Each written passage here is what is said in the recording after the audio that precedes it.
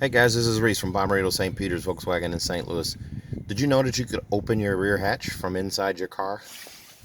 This button right here on Atlas and Tiguan, lift up, that opens the rear hatch.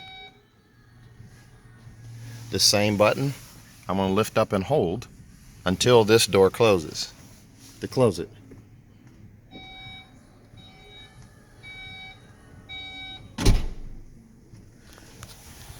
The catch is your car has to be on, at least the ignition needs to be on.